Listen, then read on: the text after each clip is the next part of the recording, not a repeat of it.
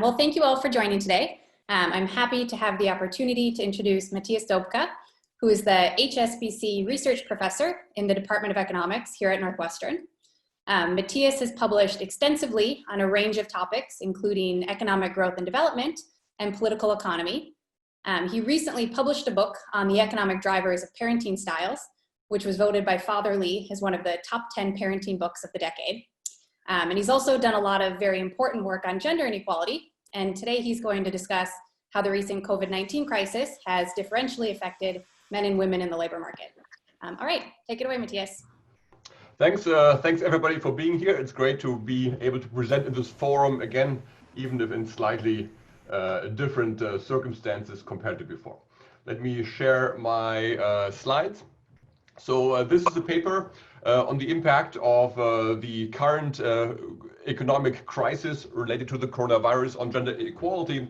I am sitting at home, like many of you, with a lot of homeschooling. My co-author Michelle is also doing the same thing. The secret to getting any work done these days is to have co-authors who don't have children yet. And so a special shout out to Jane Olmsted-Ramsey, who is also on this project and is in the room today, and also Titan Alon, who's another co-author in San Diego. So first question to maybe address is why should we worry about gender in this moment? Isn't there really bigger things to worry about? And we want to argue that this is actually not a fringe issue, but really a quite central thing, I think, to worry about at this particular time. Now, right now, we have really two different crises going on. One is the health crisis. There's the COVID-19 disease, and that happens to kill, in fact, a lot more men than women. So that is one aspect of gender inequality. But our work is more about the second crisis that's going on, which is the economic crisis. Because we have lockdown, because everybody has to be at home, because the people can't go to work, there's a huge recession going on target to be perhaps the largest since the Great Depression in the 1930s. And we argue that this depression we are currently undergoing has an important dimension of gender. It has in particular a very large economic impact on women. And that matters, for many different things. It certainly matters for welfare, it matters for who is affected by this crisis in which way. But it also matters beyond that. It matters for policy. I think this gender dimension has a lot to say about what appropriate policy responses are at this time and also later on in the recovery. And I'm going to argue that it will also matter for the wider macroeconomic repercussions in the years to come, not just in this immediate lockdown period, but also for the recovery of the recession and maybe in the next couple of years or so and beyond. Now, this is a fast-moving crisis, and so like most research done right now, this is also a project that is evolving all the time. So there's really three steps to this overall research program. What we started with is a paper that's already published in this new online journal about COVID economics. And this was written in March, so really before most of the impacts were being felt. And so at that point, it was really more about forecasting what would likely to happen to women versus men in this crisis and what this implies for how policy respond to these challenges. So it's more of a forecast, and I will talk a bit about this. But time has moved on, and so step two is to gather data as this crisis unfolds to see what the actual impacts are, if they line up with these expectations and what they tell us about the nature of this crisis. And so I'm going to show you some data today, mostly from other papers, because there's many projects like this going on right now that show you how the crisis so far has had different impacts on women and men and for what reasons. We have some of our own work on this too. So there's a study in the Netherlands, the LISS study, that has a survey running right now on childcare responsibilities and work responsibilities among Dutch couples during the lockdown. So we'll have those results soon, but I won't talk about those today. Now, ultimately, we're going to argue that these differential impacts have macroeconomic repercussions. And by training, most of us are, in fact, macro economists. And so we're interested in how the particular shape of this crisis is going to shape how deep the crisis is going to be and what the recovery is going to look like. And again, we're going to argue the aspect of gender will actually be very important for that. And to get to this aspect of the crisis, we are in the process of developing a macroeconomic business cycle model that has rich household heterogeneity, so different kinds of people in there, single people, married people, single moms, single dads, households raising kids together. And we're going to argue that this model predicts that the current crisis will be quite different in nature from recessions we have seen previously. We're going to use this to assess long-run impacts of the crisis and also use this model to think about policy options. I won't talk about this model today here. We don't have that much time, but it's where this overall project is headed. Sorry, guys. Hey. Yes. Was there a question? Okay, maybe not. Okay, all right. So let me start from the benchmark. Now we're going to argue that the recession is different from regular recessions. So I want to just to establish a baseline, point out that regular recessions, in fact, also are very gendered, but they're gendered in the way that regular recessions hit men a lot more than women. So this is an example of this. This is a picture of the variation in total labor supply, so hours supplied. And what you see here is the deviation from the trend, so the cyclical component, we call it, of labor supply. It really just tells you kind of how much labor supply for different groups varies over the business cycle. For example, here in the late 2000s, you see the Great Recession, 81 recession, and so on. And this is done for this is done by gender and marital status. So you see in black the men, in red the women, and then also by married versus unmarried. And so you see in this picture that the fluctuation of male labor supply is a lot larger than the fluctuation of female labor supply over the cycle. And the lowest fluctuations, in fact, are for married women. So married women have the lowest cyclical fluctuation in labor supply. And that by itself is kind of an interesting observation, because at the micro level, if you just look at how elastic labor supply of different groups is to, say, wage changes, you in fact find that the married women have the most elastic labor supply. So this might at first sight be a surprise. I think the way to interpret this is that a lot of this has to do with insurance. That in a downturn, men are heavily affected, and so married women have an additional motive to keep working, to maybe even work more, to make up for some of these income losses. So this differential impact on women and men plays an important role for how households can in fact adjust to a shock and how they can insure themselves to the risk of unemployment during a downturn. In this table, you see a different representation of this of these same facts. So what this table shows you is what we call the volatility of labor supply, which is just the percentage standard deviation of labor supply for women and for men, and also broken down by marital status. Total volatility is just the straight standard deviation in percentage terms. The cyclical volatility is the component of that is correlated with the business cycle. So we essentially regress labor supply on aggregate output changes and then see how much of this correlates with cyclical variation. And from this you can compute how much male versus female labor supply contributes to the overall volatility of labor supply over the cycle. And then the last line over here, you can see, do I have,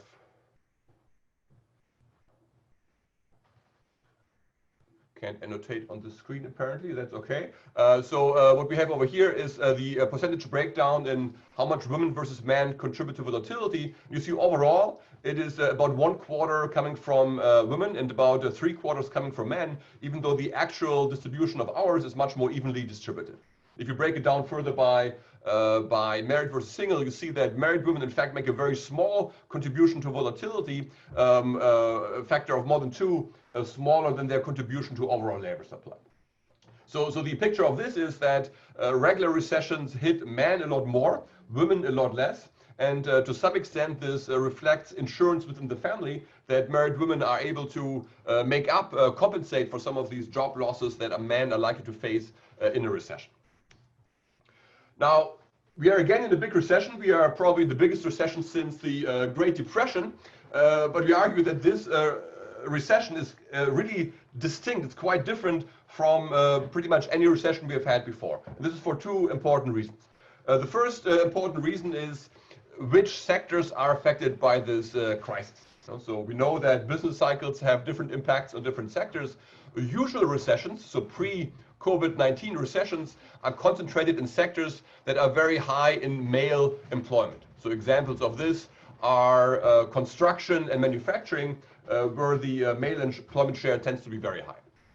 It's different this time. This time, construction and manufacturing are not particularly strongly affected.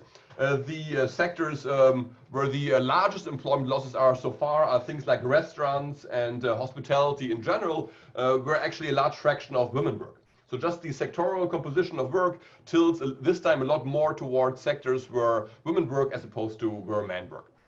So that's factor one that already tells you it's going to be different. A second one, which we think is ultimately even more important, is that a second dimension of this crisis is that schools are closed, that daycare is closed, that the requirements for childcare are massively higher than in regular times.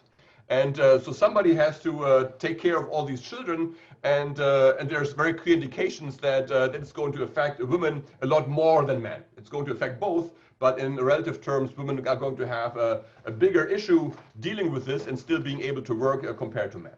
And for both of these reasons, this recession looks already now completely different from previous recessions, and that it's going to have important long-run implications for what this recession will look like, and what implications it will have for various economic outcomes in the longer term.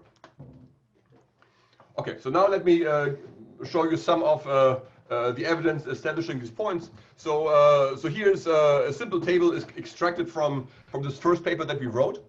So essentially what this work did was to look at connected data from the CPS and from the American Time Use Survey. So in the American Time Use Survey, you had a module a little while ago where people were asked about telecommuting. So are you able to work at home in your job in general? And do you actually work from home? Do you telecommute a given number of hours in a regular week? So you can break down people. You can also break down occupations by how easy it is to telecommute.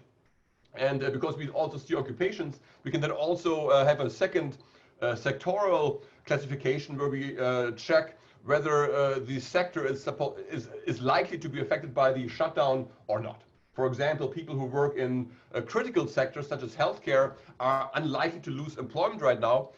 People who work in occupations or sectors that have to do with restaurants and hospitality are much more likely to be laid off. And so first thing we did is just look at this data and break down the fraction of women and men who are in critical sectors and who are in telecommutable sectors. But telecommutable would mean that you're more likely to be able to continue working from home in your basement, like I do right now, as opposed to somebody who is just not able to do that. And so you see here that the simple breakdown suggests that there's somewhat more men in the critical sectors. There's also more men in sectors with a high ability to telecommute. So this was just an initial assessment before this crisis really started, and there is some subtlety involved. So exactly how you define these thresholds can move this around in different ways. But no matter which way you break it down, it is very clear that there is no aspect of this data that suggests that men will be affected more than women as they usually are. So the best case scenario is it's about balance between women and men. More likely is it that in terms of occupations and sectors, women will have a somewhat higher impact than men in this crisis. Now, the second aspect is childcare. We have all these kids being at home, like my 3 boys right now. Somebody has to take care of these kids during the crisis. Who is going to do that? Well, it's going to some extent be a function of who is doing the childcare already. And we know that women on average do a lot more childcare than men do. The most extreme case of this is, of course, in terms of single parents, where there's only one parent at home, and therefore by default has to be the person that provides the childcare. In fact, even more than usually, because in usual times you might be able to rely on grandma or grandpa for childcare. You may be able to rely on a nanny. But with stay-at-home orders, many of those other opportunities are also gone. So the parents, even in terms of the share of childcare they have to do, is even higher than usual. But when it comes to single parents, the basic fact is that there's many more single moms than single dads. It's about 15 million single moms, less than 7 million single dads. If you look at the living arrangements of children today, you see that about 70% of children under the age of 18 live with two parents, 21% live with the mother only. So it's really a large fraction of kids that are in these single mom households, relatively few in comparison in single dad households. And so, first thing jumps out at you, clearly the single parent households will be very strongly affected by this. Having both childcare and keep on working is near impossible for many of these households. And there's many more women affected by this than men are. If you go beyond the single parent households, even among the married couples where there's two parents around, in principle, you also have a clear tilt towards women likely ending up with more of the work. One reason for that is that you can also break down these couples by whether they're working at all and whether they're working full-time and part-time, where you would assume that if you don't work right now, if you're a stay-at-home parent, and also if you work part-time, so if you have more hours available at home, you would be more likely to provide childcare during the crisis. And this is just a breakdown of married couples with children by employment status.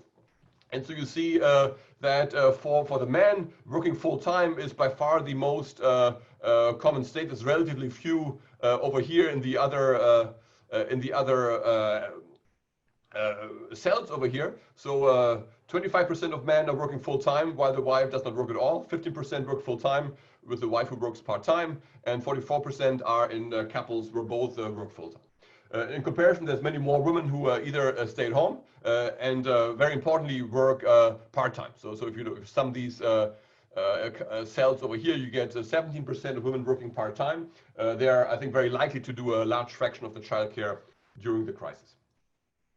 Now, finally, we can focus in on those who both work full-time, where in principle you would have the highest potential for balance in childcare because the initial position is quite similar. But even there, you see in the existing data, so this is again the American Time Use Survey, that women do a large majority of the childcare. So this is time use, average hours spent on childcare for couples who both work full-time. So this is conditional on both having full-time jobs. And so you see that even here, the women do about 50% more of the childcare, so 10 hours compared to 7.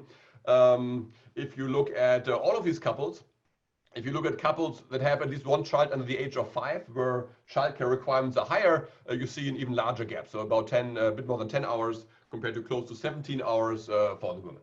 Okay.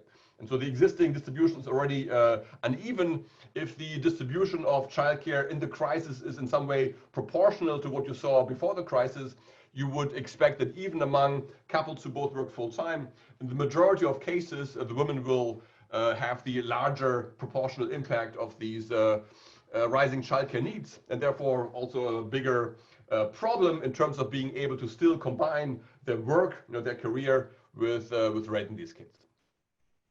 Okay, so that gave you an overview of what we said essentially 3 weeks ago about what was likely to happen just based on what we know about the data from before the crisis. Of course, now it's 3 weeks later and we start to have some data coming in on what is actually happening. In fact, there's quite a bit of data coming in. Many people are now writing papers on breaking down the impact of the crisis in various dimensions. So I want to show you just a few pictures from the data that is starting to come in from various places.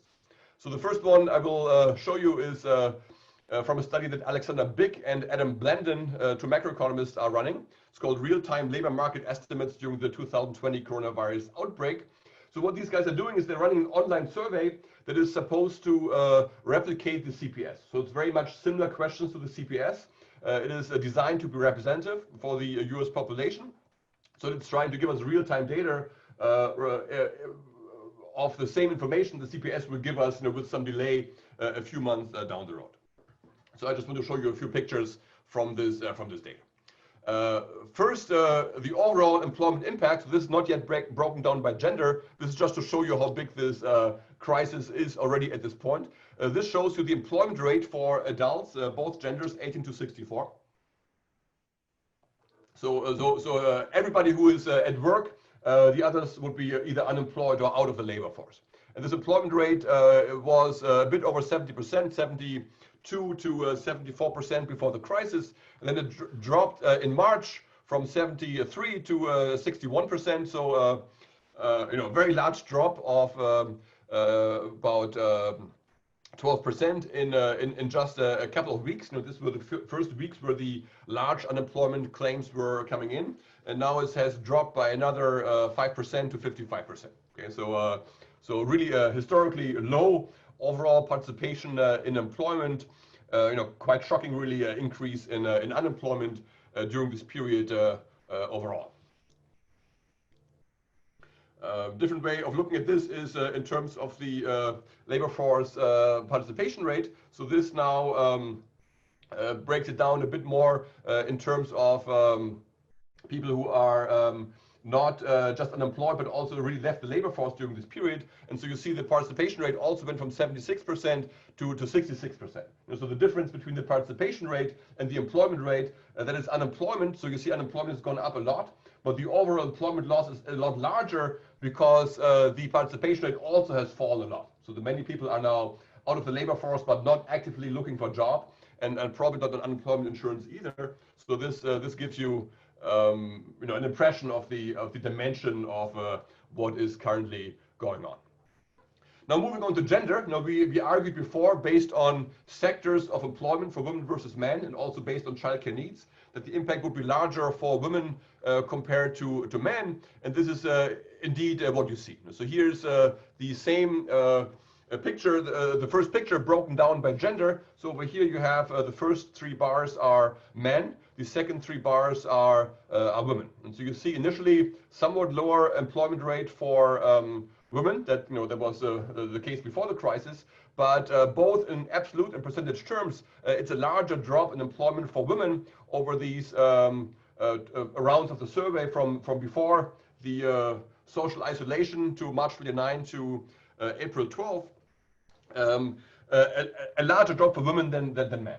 And even if it was the same, even if you had the same drop for women and men, it would be really a shocking deviation, because in the usual recession, men have much higher employment losses. So even the same would be a big change, but you see it's actually larger for the women. So really a complete deviation from what you usually see in a crisis.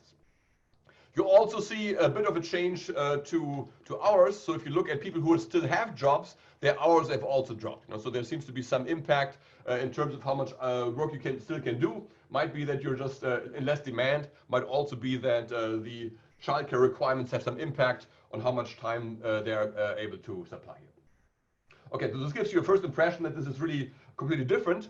You can also look at more data. So there's a few journalists who have looked at the state unemployment reports. There's some state unemployment reports that break things down by gender.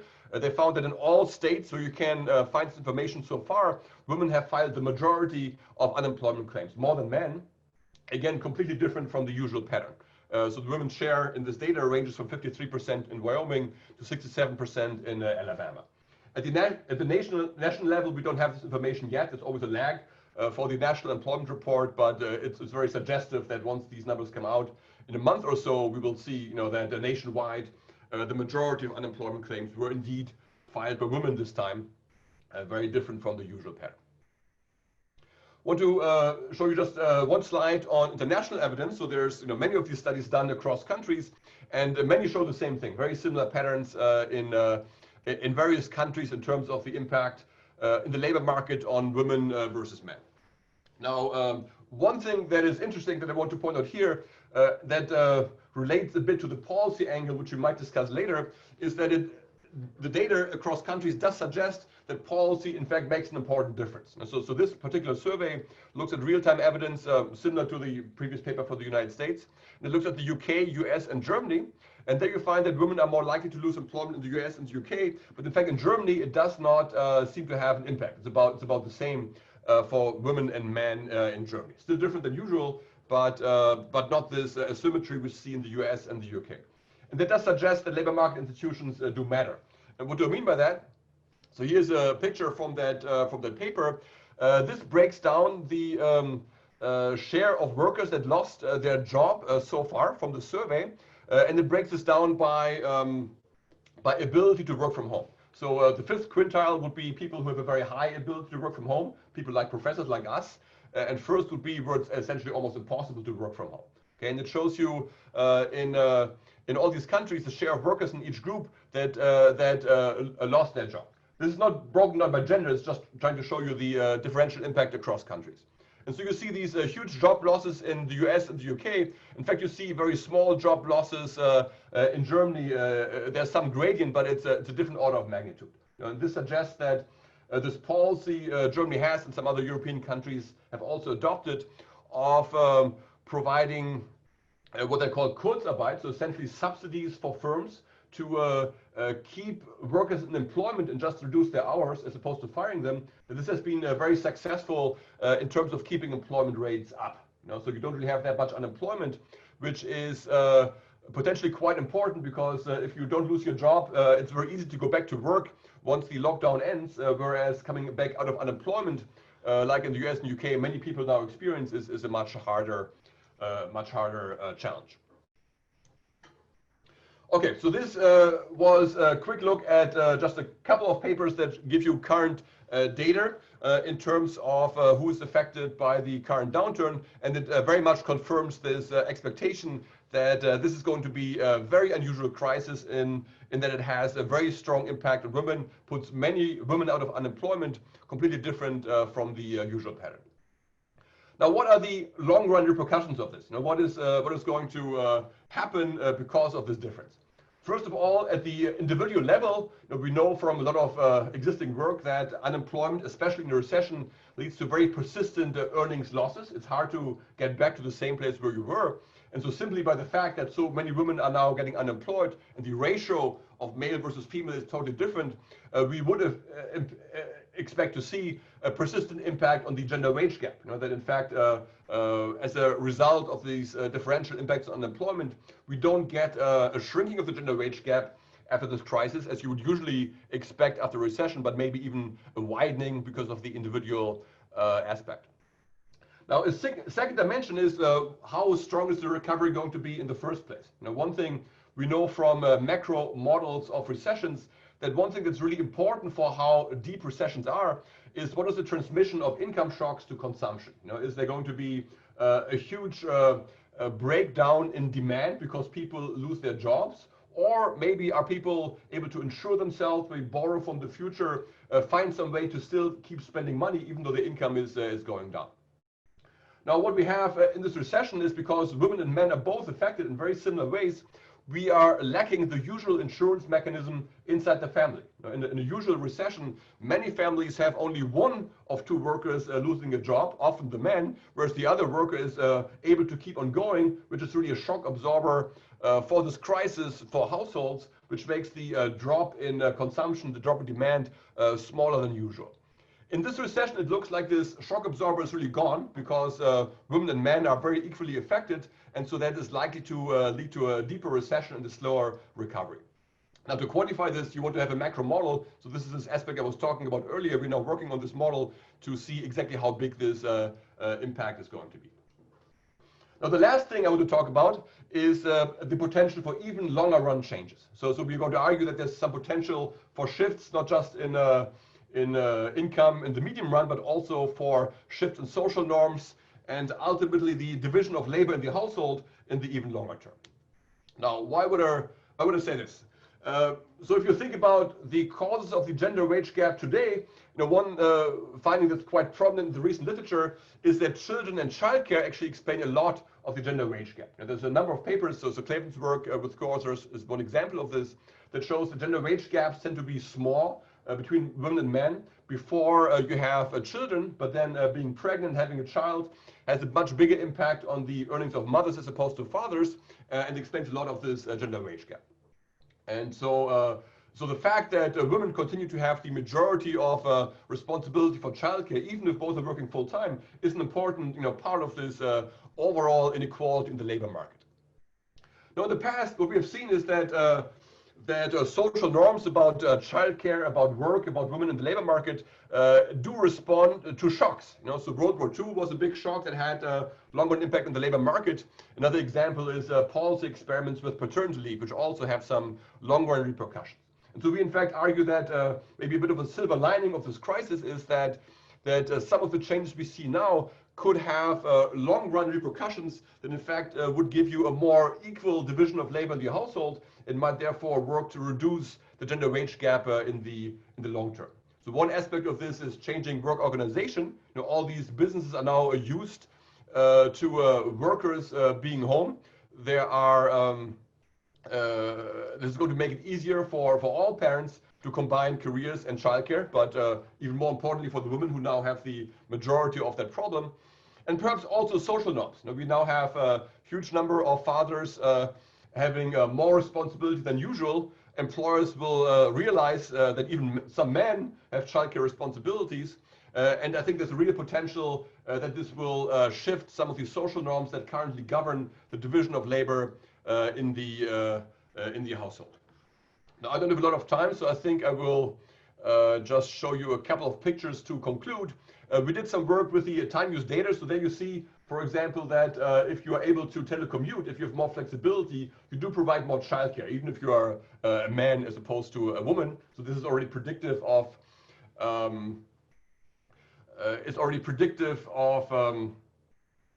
more flexibility, leading to a more even division in childcare.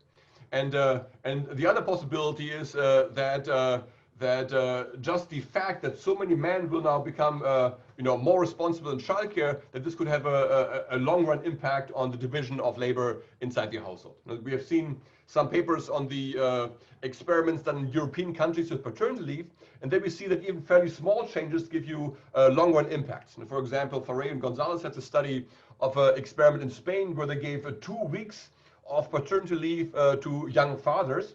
And if you think about this, 2 weeks is not much. It's a tiny fraction of the life of a child. But even this very small change in fathers involved in childcare had persistent impacts on the division of childcare between mothers and fathers. And now we have this much bigger thing. We have an explosion in the need for childcare in all these families. And in fact, we estimate that between 9 and 12% of families, we're going to have the father as the main provider of childcare, because the father is in a job where you can be at home, like a professor, and the mother is maybe a doctor who has to be at the hospital and can't be there. And so having these millions of men taking over, I think, will have a potentially quite significant impact on how these social norms are going to evolve in the future. So last thing is just a couple of pictures on this. This is a picture of the childcare responsibilities during the crisis from this study I mentioned earlier for the US, the UK, and Germany. Look just at the US, so it's still that women do more, women in red, men in blue, but the men here report now that they do close to 5 hours of total childcare, the homeschooling plus childcare per workday. And so if you just multiply this by the number of days, this is at least 3 times the typical work these men do usually. So it's really an exposure, a treatment to childcare that is really out of proportion with anything we have seen before. The Spanish study shows that there's still some impact of gender roles. So this breaks down the change in the allocation of tasks in the family by gender and by task. What you see here is that in Spain, men do more of everything, but they do particularly more of shopping. So they're a bit more resistant on the childcare than on the shopping side. But even there, the relative distribution has shifted a bit more towards men. So the men are the gray bars here compared to women. And given that there's so much more in total, even that is a large additional exposure. Final picture is from German data. This is in German, so let me just tell you what it says. It's another survey that looks at couples who are currently at home, so where both parents are working from home, where at least one person is working from home, and it asks who is now having the primary responsibility for childcare during the crisis. And you see that women, in dark blue over here, still are more likely to be responsible, but you see a quite substantial share of families where the men are now the main provider of childcare. This share is usually very low. It's unusual for German men to be the main provider of childcare, and now already a large fraction is doing this. So this is really a big change. This is a bit like World War II, when millions of women were for the first time working in the factories. Now you have millions of men for the first time being a full-time father, being the main fathers. I think it's bound to have a long-term impact. So to summarize, we think the gender aspect is important because economically the impact on women is really the biggest distinction, we think, of the current great lockdown recession and the regular recession. And this matters for a number of things. It matters for how policy should respond. I think the challenges for single parents in particular are now something that is of first order importance. That's maybe the first thing you should think about, how to react. It matters for the medium run. It matters for the impact on earnings for men and women in employment. It matters for how strong the recovery can be given the lack of insurance inside the family. And finally, I think it will also matter for the long run response to social norms and gender equality, because what we're seeing right now is really an unprecedented increase in childcare, also in men's childcare. It is bound to have some impact on how this will be done in the future.